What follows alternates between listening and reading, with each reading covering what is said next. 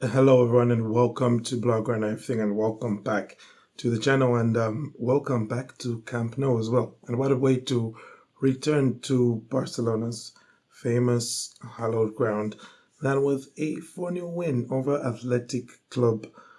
I don't know if they still add the Bilbao to the end of their name. I'll call them Athletic. And it was pretty much, you could say, a dominant performance from Barca. Don't think that would be an exaggeration. Of course, Athletic Club did play majority of the second half with 10 men, after the red card to Wayan Sunset, who did look like being the player with the most threat to offer Barca on Athletic's, team.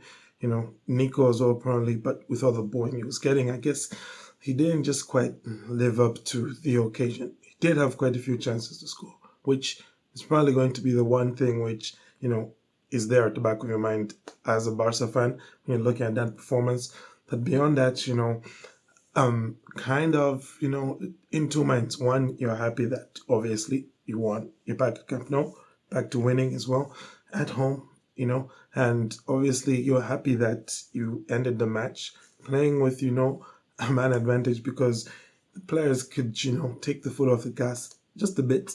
At the same time, again, it's not always a good thing when that happens. We saw it against Mallorca because the team doesn't always just pick it up in the next match, right? Because they're still kind of not fully switched on upstairs. And you want them to be fully switched on upstairs for the next match, which is Chelsea away. So, that's going to be a pretty tricky match. And, you want to be firing on all cylinders. One thing that I will say, though, is that the midfield setup that we saw today from Barcelona, that just cannot be the setup that they're going to use at Stamford Bridge.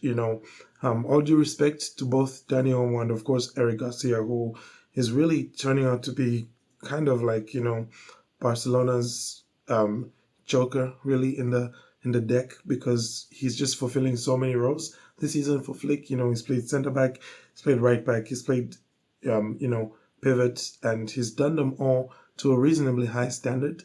But against Chelsea, that just cannot be Barcelona's two-man midfield. I don't know what has to change. I'd rather see Frankie de Jong and Casado, to be honest, with what I saw from both Eric Garcia and Dani Olmo in midfield. Particularly Dani Olmo, he's just not robust enough in challenges. He's just not strong enough physically.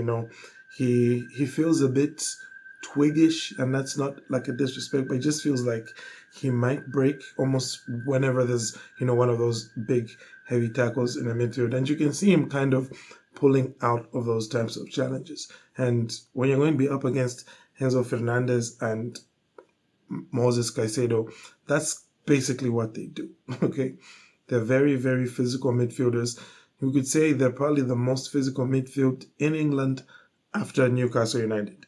And of course, Barca did reasonably well against Newcastle United because they had both Pedri and Frankie.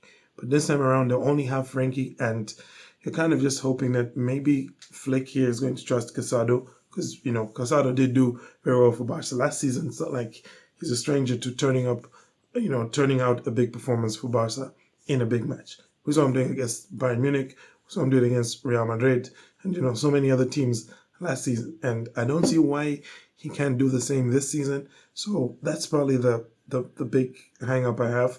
Also because doing that allows you to play Eric Garcia at centre back, which, going by today's match with, Gerard Martin playing left centre back, it's just not good enough for Barca. The ball doesn't move particularly from defense to midfield. Of course, later on we did see the defenders start making more line breaking passes, Koundé in particular, and it was one of his line breaking passes that led to Barca's second goal after, just ridiculous Yamal assist to Ferran Torres with the outside of the foot. Of course, Yamal had two ridiculous assists today, I should mention.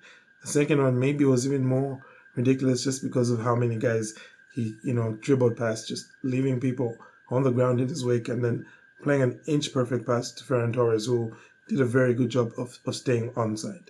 So, all things being equal, that was a very good performance from Barca, a good win, especially coming out of the international break.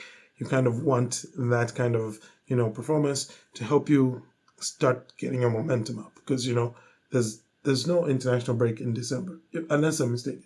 Correct me. But there isn't one. And if there isn't one, then you've got a very good opportunity to at least maybe go into that Christmas break having put some proper pressure on Real Madrid.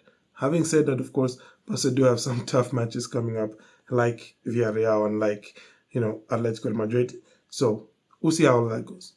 But aside from that, I thank you all for tuning in. Let me know your thoughts on the performance and all of that stuff. But aside from all that, thank you all. Have a great day and Forza Barca.